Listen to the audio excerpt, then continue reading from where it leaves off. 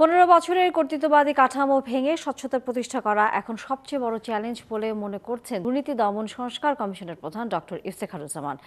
6 জন বিশিষ্ট নাগরিকের নেতৃত্বে 6টি কমিশন গঠনের পর 71কে দেয়া সাক্ষাৎকারে একথা বলেন তিনি আরও বলেন, দুর্নীতি চ্যালেঞ্জ করে কালো টাকা সাদা করা বন্ধের ঘোষণা সহ ব্যাংক ও আর্থিক খাতে সংস্কারের ঘোষণা দিয়েছে সরকার।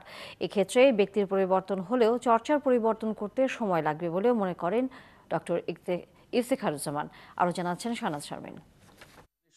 আত্মবিশ্বাস প্রতিষ্ঠায় 8 আগস্ট অন্তর্বর্তী সরকার দায়িত্ব নেওয়ার পর দ্বিতীয়বারের মতো জাতির সামনে সরকারের পরিকল্পনা নিয়ে হাজির হন। সমাজের সব স্তরে মানুষের প্রতিনিধিত্ব স্বার্থ নিশ্চিত করতে 6টি কমিটি গঠনের ঘোষণা দেন। দুর্নীতি দমন সংস্কার কমিশনে প্রধান করা হয় টিআইবি নির্বাহী পরিচালক ডক্টর ইফতেখারুজ্জামানকে। প্রথমে ডক্টর ইফতেখার বলেন, বিগত 15 বছর কর্তৃত্ববাদী ব্যবস্থায় রাষ্ট্রীয় প্রতিষ্ঠানগুলোকে ধ্বংস করা হয়েছে। তাই বর্তমান সরকারকে প্রশাসন, বিচার বিভাগ সহ সবখানে ব্যাপক রদবদল করতে হয়েছে। এক ধরনের যে দলীয়করণের স্থলে আরেক ধরনের দলীয়করণের একটা প্রতিস্থাপনের একটা জায়গায় চলে যাচ্ছি আমরা। তো সেইখানে সরকারের কতটুকু করণীয় ছিল সেটা কিন্তু আমিও খুব পরিষ্কার যে আমি একটা সমাধান আছে সেটাও কিন্তু নয়, কারণ বিকল্প তো আর নেই। তো এই অবস্থায় আমরা যেটা মনে করি, দৃষ্টান্ত হিসেবে যেটা মনে করি, সেটা হচ্ছে যে একটা সাময়িক পদক্ষেপের মতো আর কি। ক্ষমতার মেয়াদ বাড়াতে দুর্নীতি ছিল বিগত সরকারের প্রধান হাতিয়ার।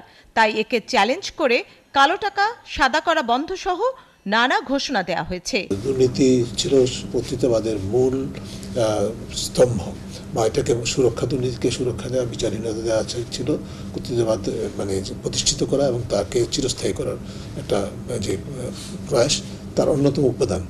সেই দুর্নীতিকে কিন্তু তারা চ্যালেঞ্জ হিসাবে গ্রহণ করেছেন, এটাকে প্রতিহত করার অঙ্গীকার করছেন। আমরা শুনে উৎসাহিত হই এবং তার দৃষ্টান্ত হিসাবে যেমন আমরা যদি বলি যে কালো টাকা বৈধতার বিষয়টি, এখানেও কিন্তু তারা ঘোষণা দিয়েছেন যে এটা রহিত করা হবে, কিন্তু পুরোটা রহিত করা হয় নাই, হয়েছে কিন্তু আংশিক হয়েছে।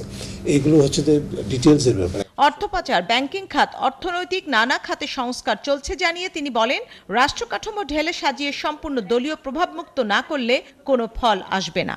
অর্থ পাচারের সাথে নিয়ন্ত্রণের সাথে যারা যে প্রতিষ্ঠানগুলো জড়িত, তাদের হাতে কিন্তু বছরের পর বছর যুগ যুগ ধরে যেই তথ্যগুলো ছিল, সেই তথ্যের উপর নির্ভর করে তারা কিন্তু কোনো পদক্ষেপ গ্রহণ করেনি। এখন পট পরিবর্তনের প্রেক্ষিতে অনেকটা লোক দেখানো, অনেকটা নিজেদের আগের ব্যর্থতাকে ধামাচাপা দেওয়ার জন্য কিছু লম্পছম্প হচ্ছে। বাস্তবে এটা কতটুকু তাদের নেওয়ার মতো সক্ষমতা আছে বা সৎসাহস আছে, সেটাও কিন্তু দেখার বিষয় আছে। আন্দোলনের মূল চেতনার বাইরে নিজ স্বার্থে বিভিন্ন গোষ্ঠী যেসব কর্মকাণ্ড চালাচ্ছে তা বন্ধ করতে সবাইকে এগিয়ে আসার আহ্বানও জানান ডক্টর ইফতেখার। সেখানে কিন্তু আমার এই যে কর্তৃত্ববাদের।